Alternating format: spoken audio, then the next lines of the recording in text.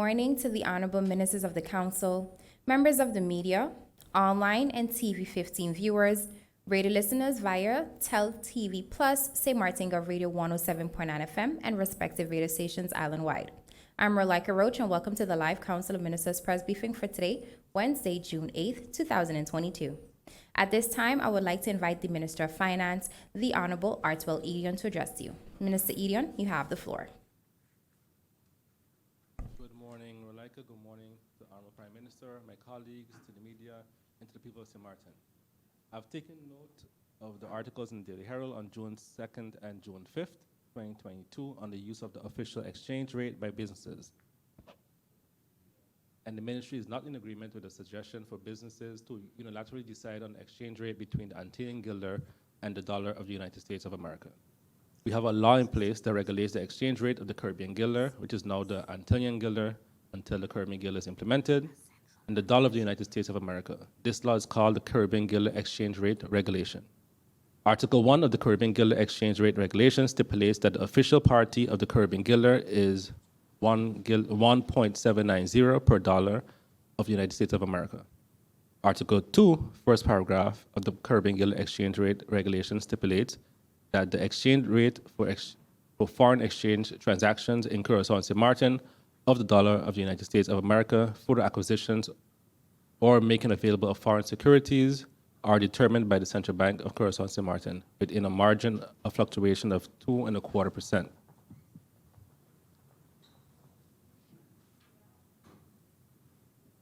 So yes, again, that's to summarize what happened, the articles that came out last week that caused a little bit of a area, and you just want to clarify that from a government perspective. Or like that be.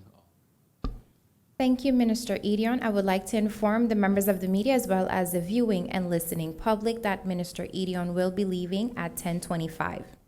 At this time, I would like to invite the Honorable Prime Minister and Minister of General Affairs, Silvera Jacobs, to address you. Prime Minister Jacobs, you have the floor.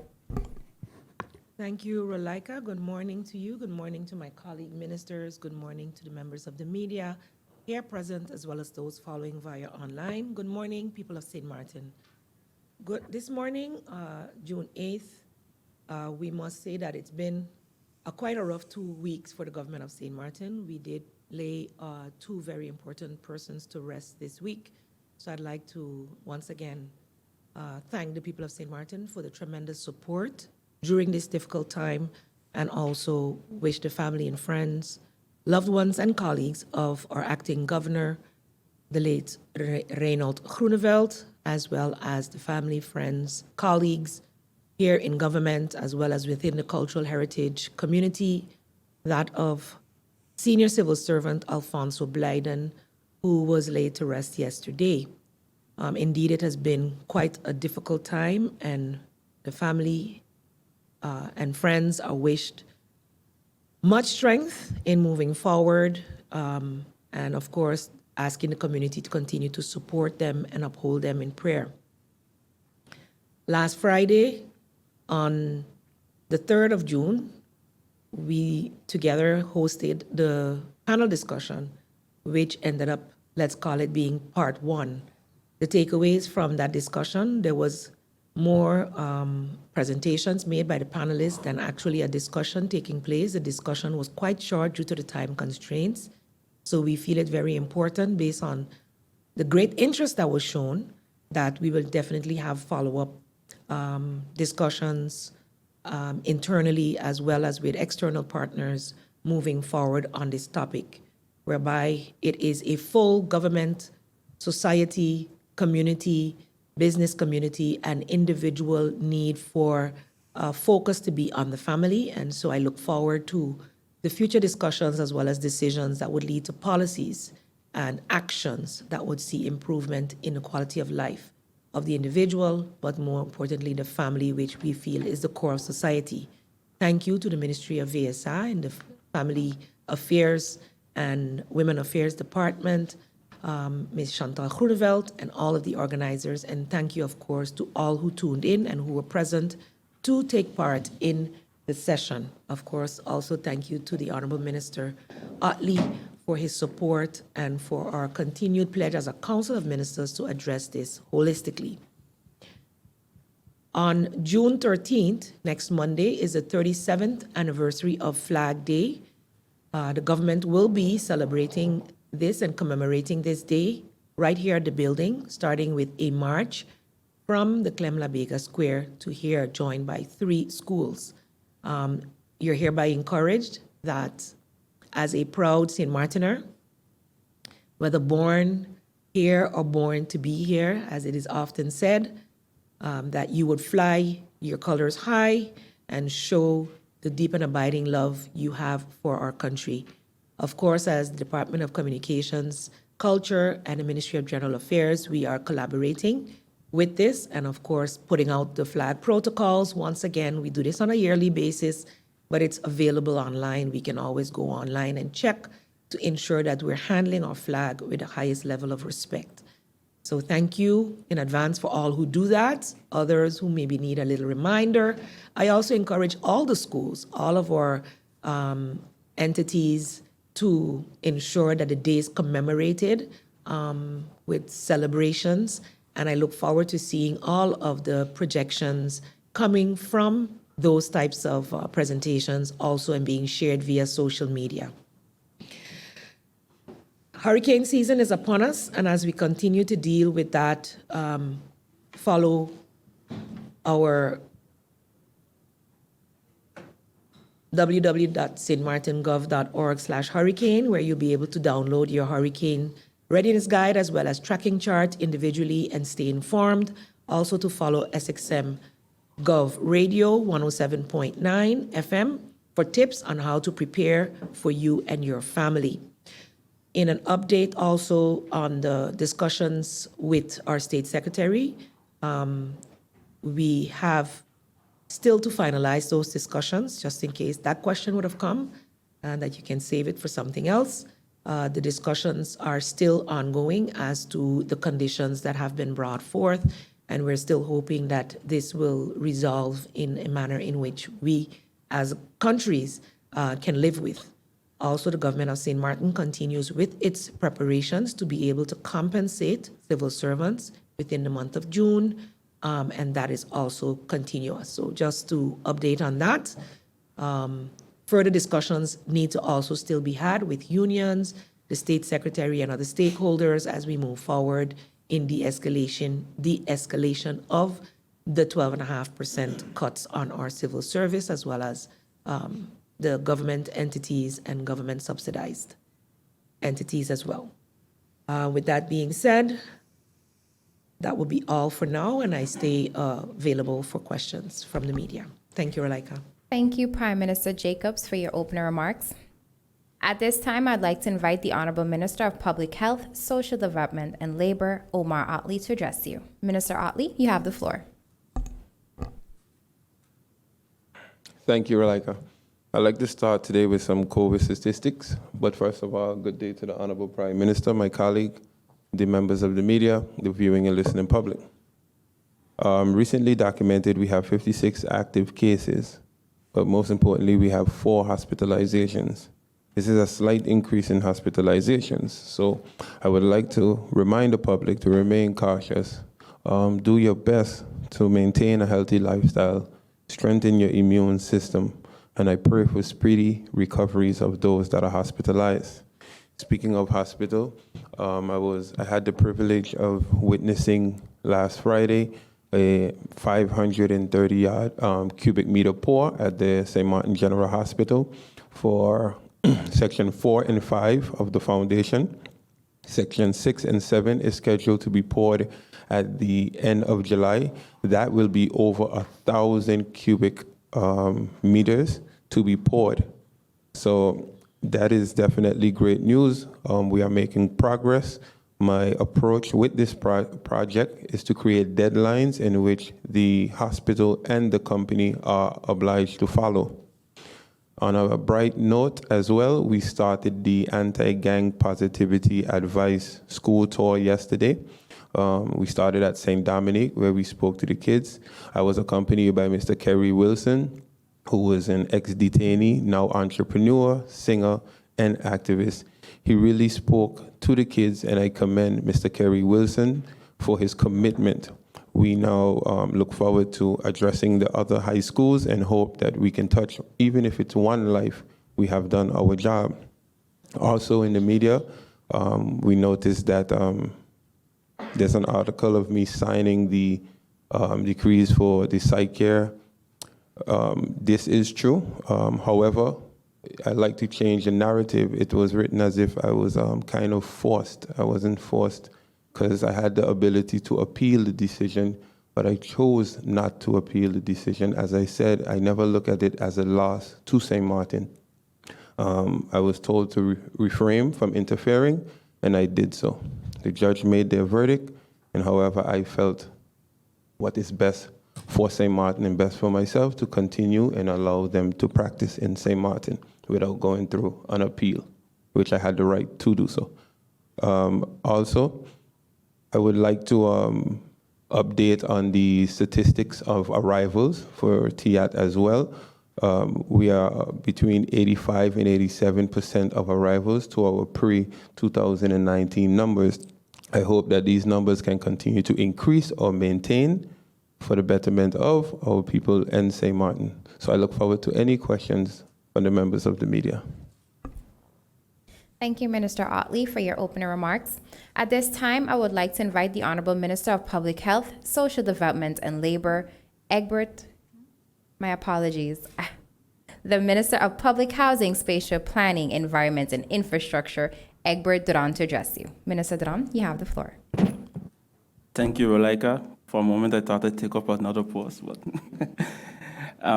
good morning, Prime Minister, colleague ministers, and members of the media, and a special good morning to the people of St. Martin. Today, I have a few brief updates. Recently, a meeting was held between myself and the Curacao Minister of Economic Development, Mr. Saincher, and representatives of Crude Oil and NVGEBE. The purpose of this meeting was for Crude Oil and GB to explore the possibilities of working together to convert waste oil into reusable diesel. Crude oil is one of the main regional suppliers of fuel products and services. Important to note that Crude Oil St. Martin NV was incorporated on February 24, 2017. Apart from attracting foreign investment, this project has several other benefits for St. Martin, among others, cheaper power generation by replacing fuel used to generate power with cheaper renewable fuel, reduction of CO2 emissions, increase of the labor force. Crude Oil is enthusiastic regarding the possibility to invest in St. Martin and expand its operations on a sister island with whom it already has a bond. The meeting was very progressive and ended on a positive note, with Crude Oil and GB agreeing to set up a joint project group that will work out the details of the project and the viability of its execution. I look forward to receiving that report for us to decide on a way forward. Aqualectra is Curaçao's government-owned utility company that produces and distributes water and electricity for over 69,000 households and companies. I recently met with the CEO, Derek Yonis of Aqualectra, who I was introduced to at the Alida conference, and I received an overview of the operational aspects of Aqualectra. The meeting with Jonas also allowed me the opportunity to discuss potential joint ventures. One of the points discussed was the prepaid system and also their postpaid system. Smart meters, smarter cash management, tariff groups were also discussed. Increased payment locations where clients can pay their bills anywhere, anytime. Payment locations are currently available in shops and also gas stations in Curaçao. So those are options that we discussed and also explanation on how they do it. Immediate reconnection, clients would not have to wait until the end of the day to be reconnected. Once the client pays at any available location, the dispatcher is sent immediately to reconnect said client. Improve our online services, for instance, digital disconnections and reconnections, warning emails informing clients that they will be soon disconnected.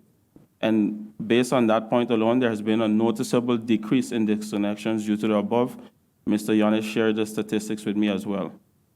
At the end of the meeting, we decided that we would work closer together to see how we can fortify each other, as was done in the past with the two companies. We will look at collaborating in certain areas in order to cut costs as well. Amongst other things, we also discussed their cybersecurity and how they deal with those things, and I was also enlightened in certain details on that point.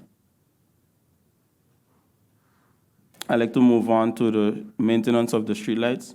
I'm happy to announce that after some hiccups and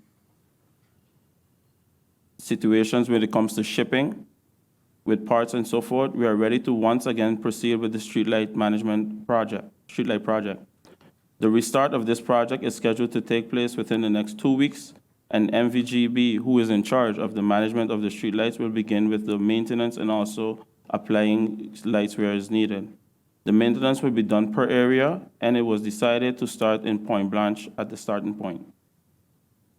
In order to avoid any inconvenience, GB will be keeping the public informed with communication in the media on their maintenance schedule.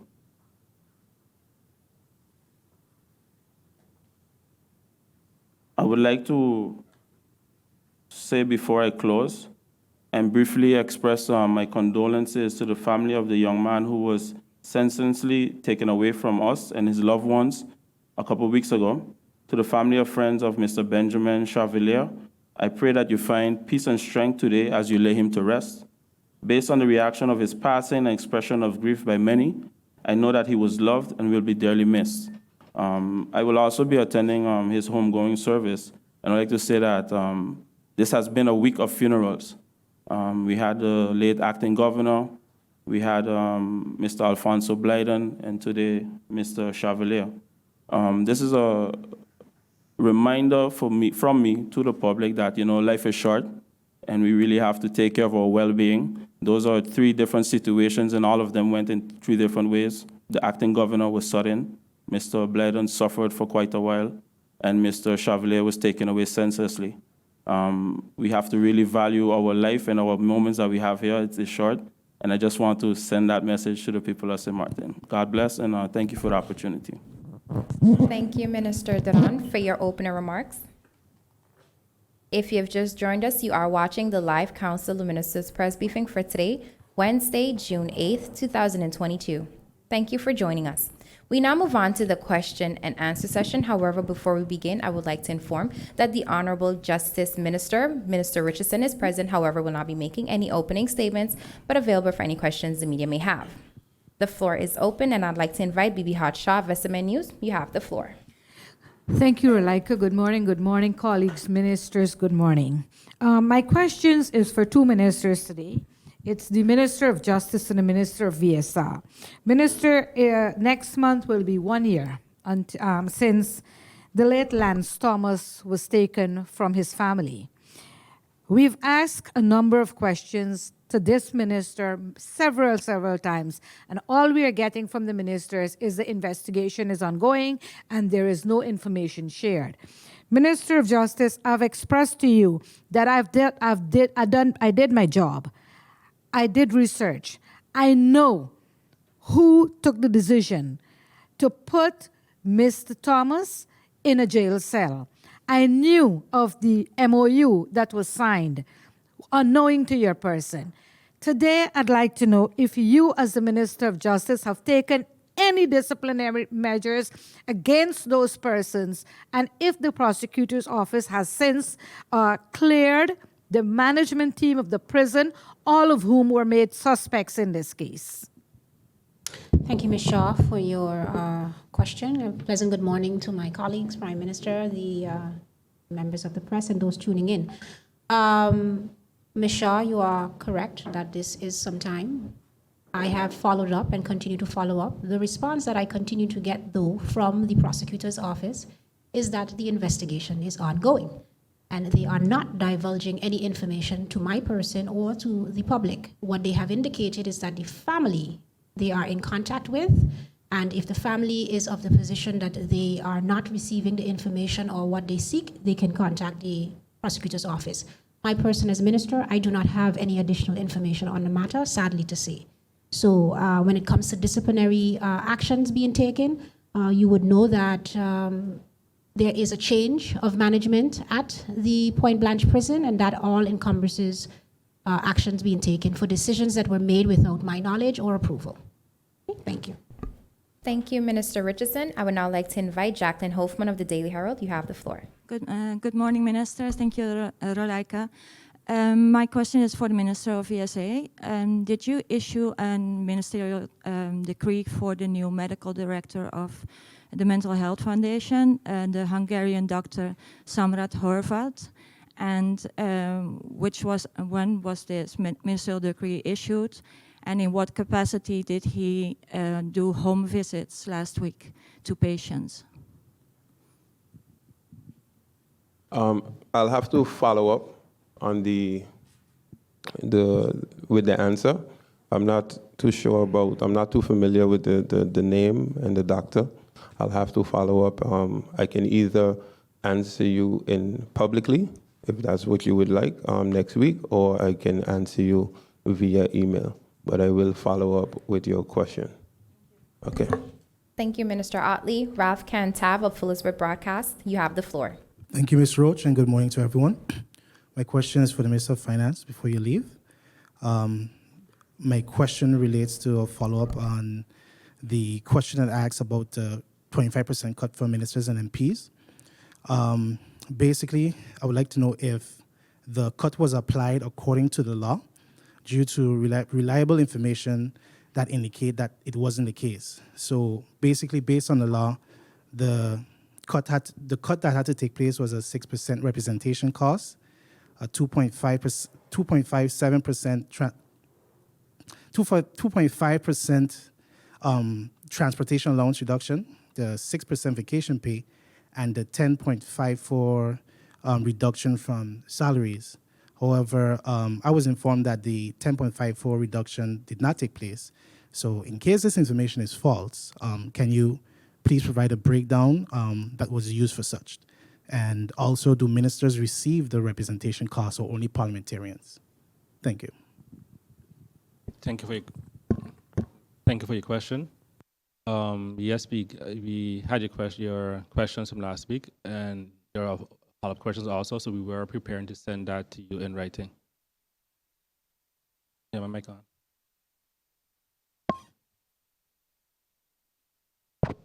Yes. Yes. So, hello. Yes. So I did get questions from you last week, and I also sent follow questions and a couple other reporters. So we were drafting those answers to send to you in writing. I don't know the calculations from the top of my head, to be honest. And representation costs on Parliament, I'm not sure if they get it. They get that? No, I'm not sure about that. I don't have that form in my head. Thank you, Minister Edion. I would now like to invite Lyndon Brown of BCN TV. You have the floor. Good morning to the people of St. Martin and the ministers that are present here today. Question to the Justice Minister. As I speak, Minister, family are hurting. It was recently, 2 gentlemen have been acquitted by the Court of First Instance for self-defense by the judge. And after months, it have been said that these 2 gentlemen apparently will get life in prison, Minister. Family and friends are hurting right now, Minister. As the Justice Minister, what do you know about these men? Is they die? Up to now, the people are wondering what happened.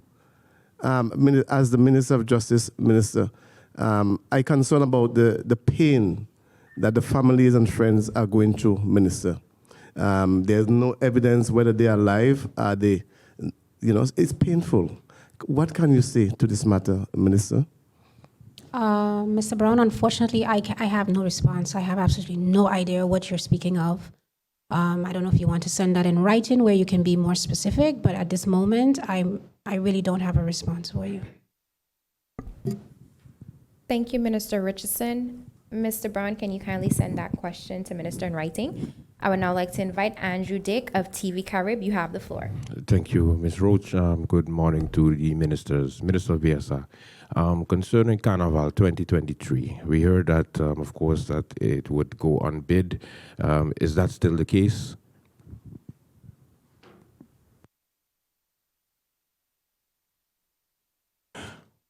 Well, based on Parliament's request, yes, it is supposed to. So I think we are, supposed to. So more than likely, that is a trajectory that will take place. Thank you, Minister Otley. We now move on to the second round of questions. Bibi Hatshaw, you have the floor. Thank you, Ralaika. Minister of Rami. Minister Doran, last week, the social media was very much highlighted with things that have been going on in the ministry or the Department of Rami. I'd like to ask you, Minister, the draft policy that you have been working on regarding the distribution of land, did it state that if a person have a property in their name registered at the cadastre office, then they are not entitled to a piece of government leased land? And if that is the case, Minister, how do you explain that the head of inspections have 3 parcels of government leased land as well as his own personal property? Thank you for the question, Bibi. Regarding the draft policy, it is very clear that indeed if you have land in general, so whether it's leased land or owned land, you cannot get another parcel of land. The draft policy was presented to Parliament. I went back again for feedback. I gave responses. They also gave their input. Right now, the head of the policy department is busy adding and the final tweaks to it. It also went to the Integrity Chamber for advice, and I plan to send it to the Raad van Advies also, because it is something that if we don't, explore all the checks and balances, it can cause issues for us even as government or any government moving forward. And in regards to the question that you asked with the head of inspection having multiple parcels of land, I believe there are a lot of individuals that have multiple parcels of land in St. Martin, so I don't like the way you're formulating it as if it is an isolated case. However, you're allowed to formulate anything however you wish to formulate it. And your question is specifically, why does he have multiple parcels of land? The last part of your question. Minister, if you're drafting a policy, one would expect that you will start living that policy even if it is not yet ratified by Parliament. But in this case, this individual I'm talking about, he received a parcel of land last year. All of this was taking place, happening when he got this land. The issue of the Vineyard Heights was taking place. So I'm asking you, how did this go through? I'm not asking you if he is the only person. I'm aware. I'm aware of all the civil servants and politicians that have multiple parcels of land. But I'm asking you, since you're drafting the policy, one would expect that you live that policy while in office. No, definitely, and we already live in the policy while in office, so I'll have to double check the date exactly and so forth and get back to you as soon as possible. But what I would like for you to do, if you could put it in writing so that I can specifically address it in writing. And also, I just want to be very, very clear. I don't believe then in scandalizing person's name, especially in a press briefing. I mean, I mentioned like at least 5 or 4 extremely important points of different visits that I had and meetings that I had, but they never seem to come up as questions. I just wanted to add that last point. Thank you. Thank you, Minister Duran. Jacqueline, you have the floor. Thank you. Minister Duran, thank you for your answers to the questions about the Article 28A. In the email, it is stated that it also applies to the ministry, but a few sentences down, it says that there is nothing in the Article 28 that applies to the ministry. So it's a bit confusing what it is, because then it's referred to the dienstbeheer, and also that Article 28A applies to the hillsides. So when you look at the hillsides, where the clearing of hillsides in Simpson Bay and Cole Bay, Mary Fancies, have civil works permit been requested, and was that published in the National Gazette so that the public has a way to object these works? Thank you, Ms. Hoffman, for your question. Right now, to be honest, your question is pretty vague. If there are permits in Cole Bay and Simpson Bay, I would rather if you can just specify and zoom in on the specific location so that it can answer you accurately, so that we can avoid any misconstrued of information.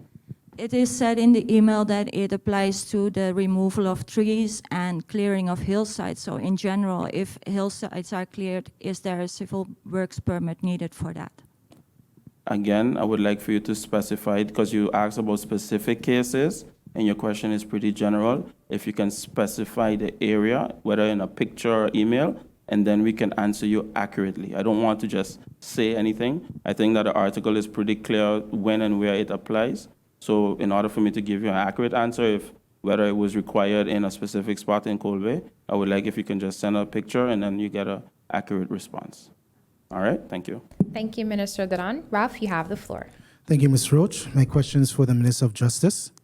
And my question is that it's been 4 years since the new draft Criminal Procedure Code has been pending approval in Parliament.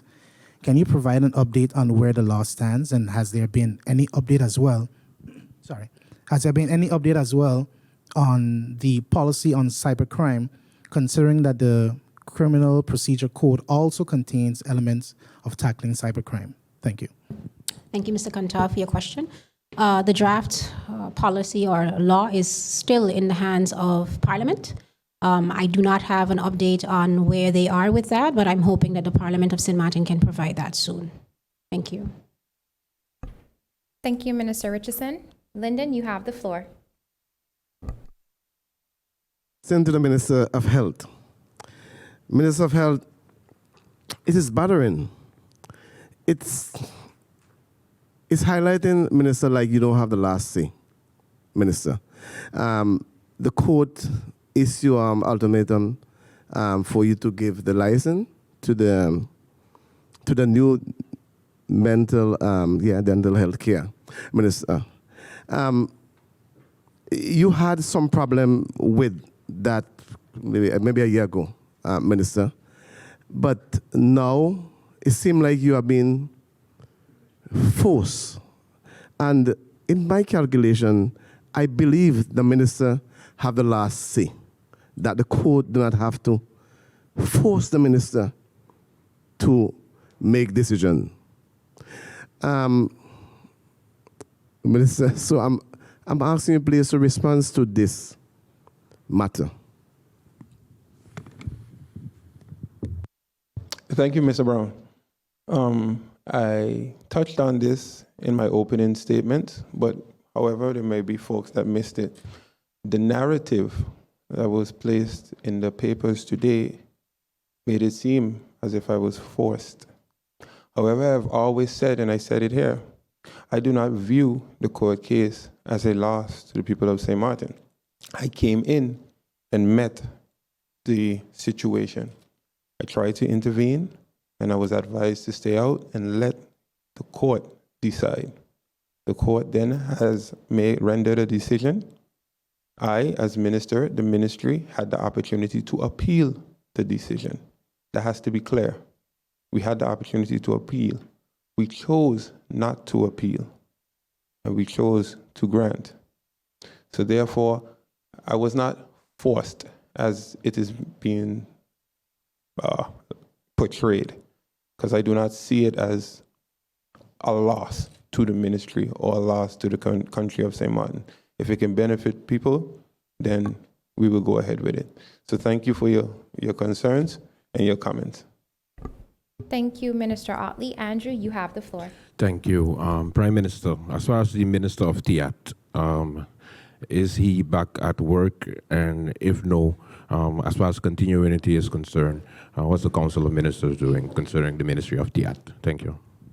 Thank you for that question. Actually, it was a point that I wanted to bring up that I missed, and I just signaled to Rolika to give me an opportunity to clarify that. I know that has been asked. The minister was expected to restart on Monday.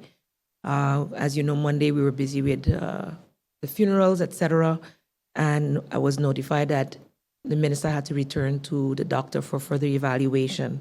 As such, based on the extended sick leave of the minister, we will have to reevaluate how we'll move forward. The Minister of VSR will continue to act in the meantime, and we will determine the best way forward, and that will be shared with the general public.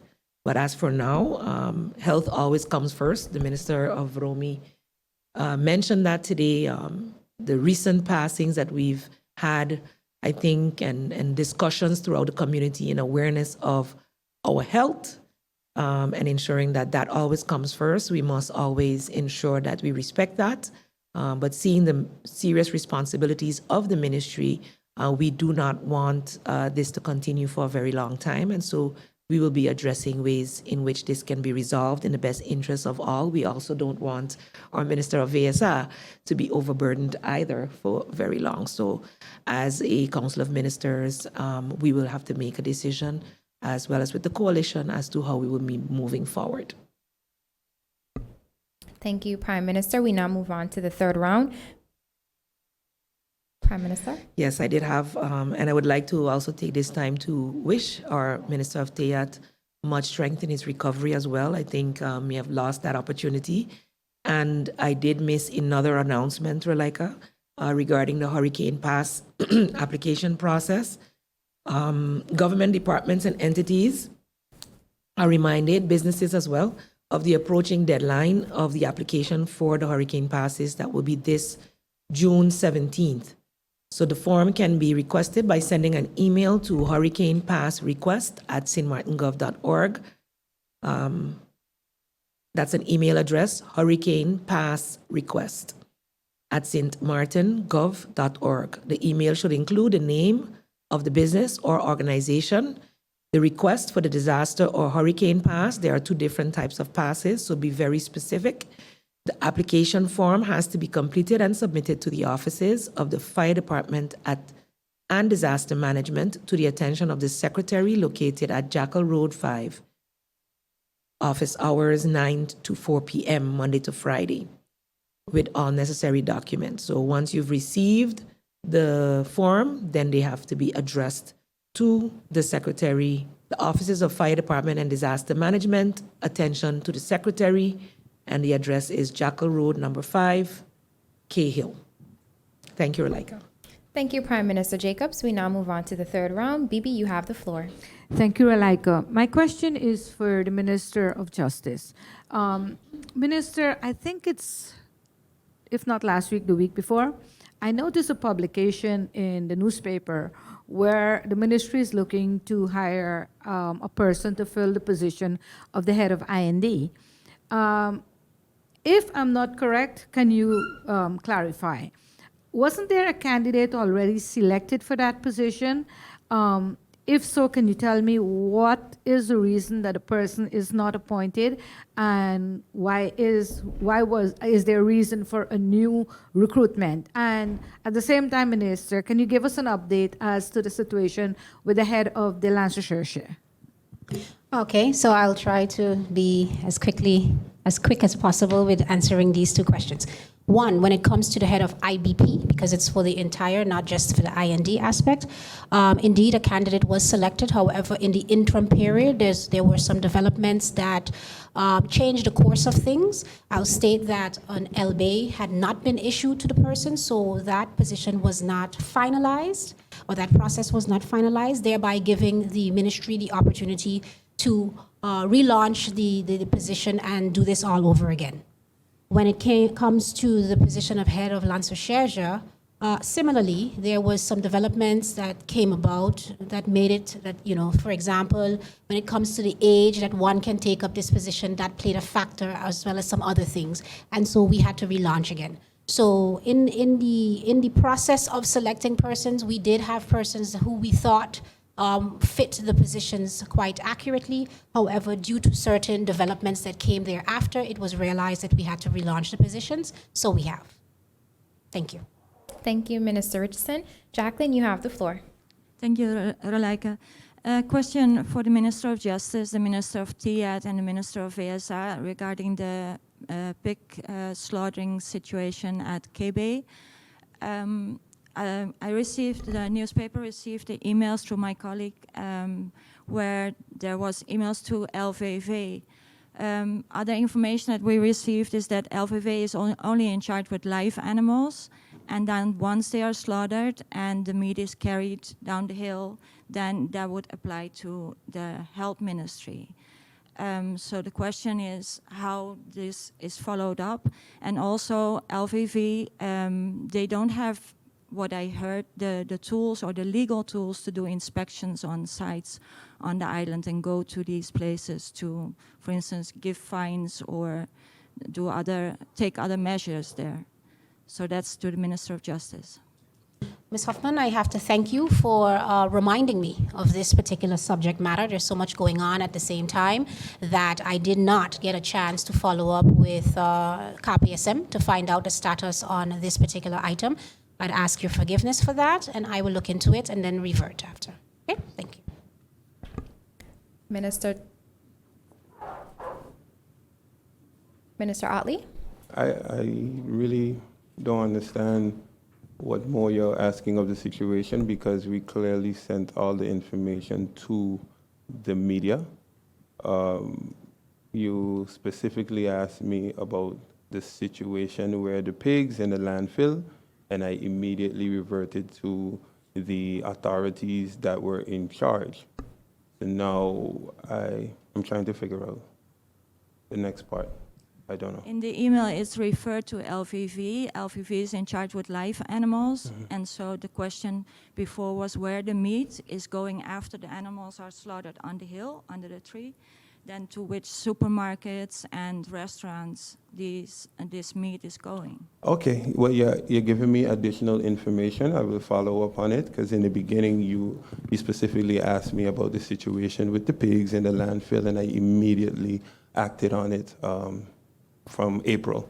So that's why. But definitely, I will follow up on that information to see if indeed the meat is being sold. That was not mentioned in the beginning. So if that is the case now, it has my full attention. And just as I did previously, I will immediately follow up with it.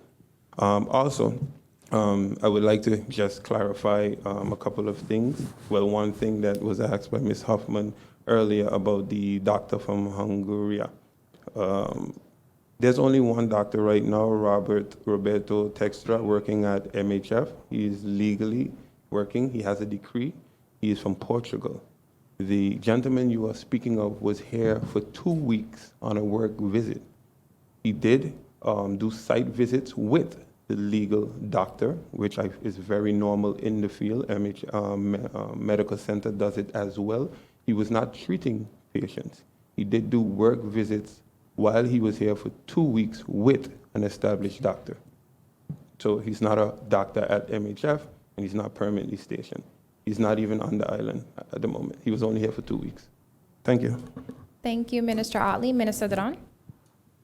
Thank you, Rolika. I just wanted to clarify a point of the question posed by Ms. Shah. I recently got some information to clarify that based on if the land was distributed prior to the policy hasn't been published as yet, so yes.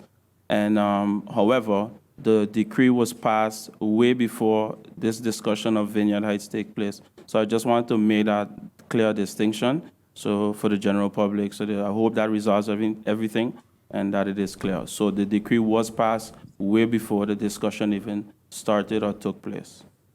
Thank you, Minister Duran. Ralph, you have the floor. Thank you, Ms. Roach. I would like to just briefly follow up to some questions I asked a couple weeks back briefly with the Minister of Justice, and my main question is for the Minister of Roaming. Just one question, which is the Ministry of Justice considering extending the number of notaries functioning on the island, given the backlog that currently exists? And to the Minister of Roaming, my question is kind of touching on the Vineyard Heights situation. Presently there are dozens of persons living at the over-the-bank area or Vineyard Heights who spent decades paying rent or lease to someone who didn't own the land. But given that government now owns the land, I guess, have you had any discussions with the families and the people living there, and what can they expect for their future given that they have an established livelihood in that area? Thank you. Thank you for the question, Mr. Kandav.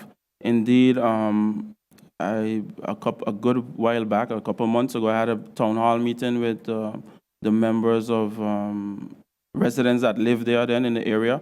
And I also expressed to them that the intention of the ministry, and it's definitely something that, of course, with all the different situations that take place is something that has my priority, but took a bit of time, especially with our understaffing in Domain Behir.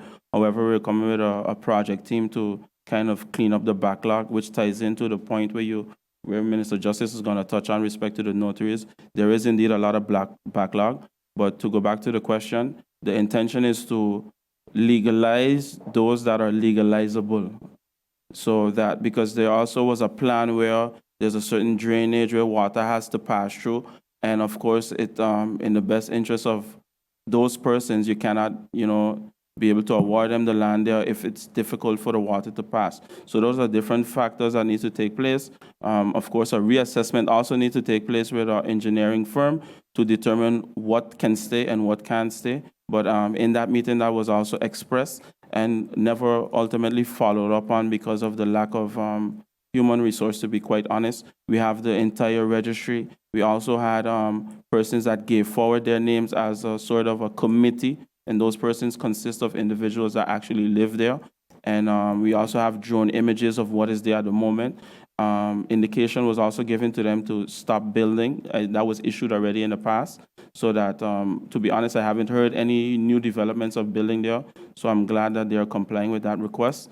However, it is the intention to, as government, issue those persons that have their established homes and livelihood there for quite a while, to issue them the land in long lease so that they'll be able to legalize and better their situation, and also ultimately enhance their quality of life with security, knowing that that is theirs. Thank you, Minister. Thank you, Mr. Kantav. So I was wondering if you were going to ask me, seeing that you had been asking me several times before about the notary. I'm hoping that you saw that we have published the positions for notaries. When it comes to whether or not we're going to expand, that is a matter of, one, the law needing to be adjusted. Two, the notaries that exist would have to give a vote, so it's not just contingent on the minister deciding to do an expansion. But it is a discussion, or at least a topic that has been brought forward in one of my consultations or discussions with the president of the court. Has an affirmed decision been made yet? No. So it's still being explored if that is the way to go, because the existing notaries as well has to give some input as to why they would think or not for an additional notary to come into the organization. Okay, thank you. Thank you, Minister Richardson. Members of the media, viewing and listening public, I would like to inform that the Honorable Prime Minister, Sir Vere Jacobs, has to leave press briefing in order to attend Parliament's meeting at 11. I would now like to invite Lyndon Brown. You have the floor.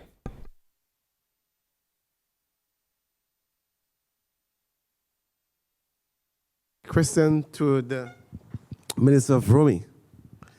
Minister of Romy,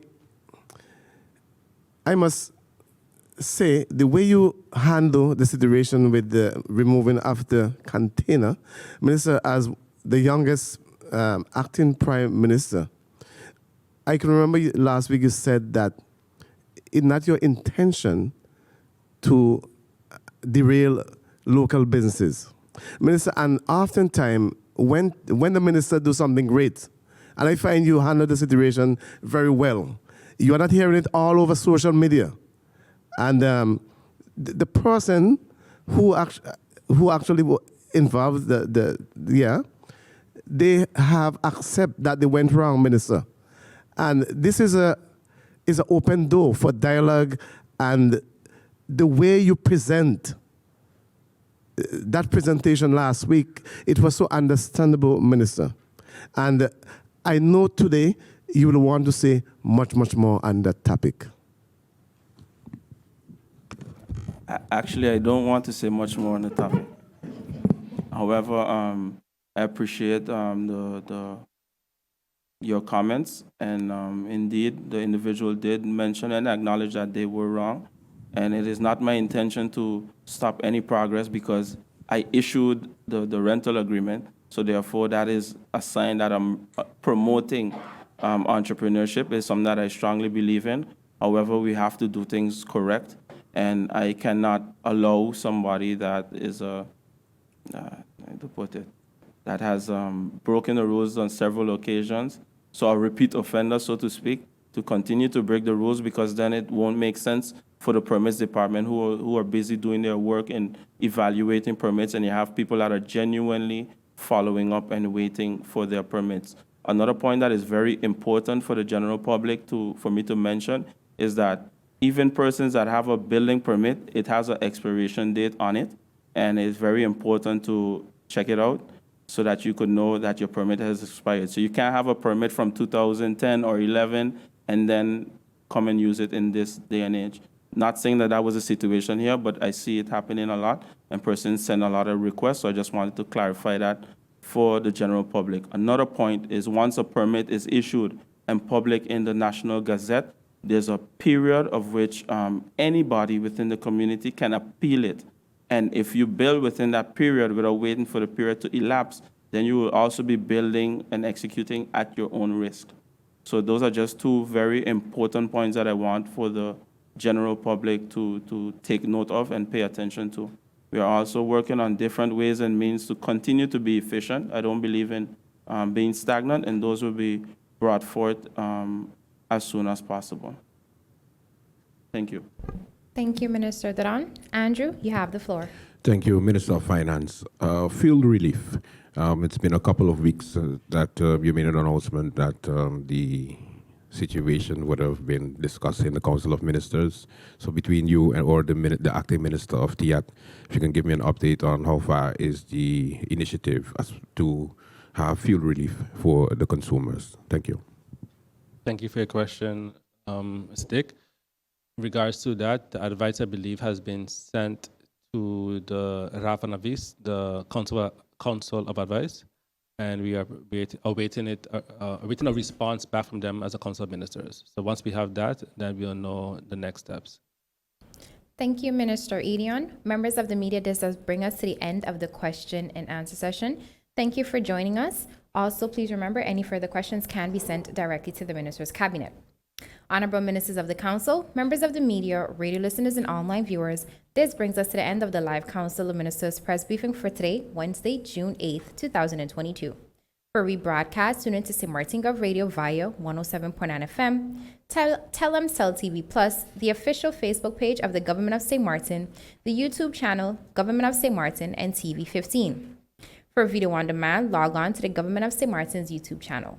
On behalf of the Department of Communication and the Government of St. Martin, I'm Rolika Roach and wishing you a pleasant day further.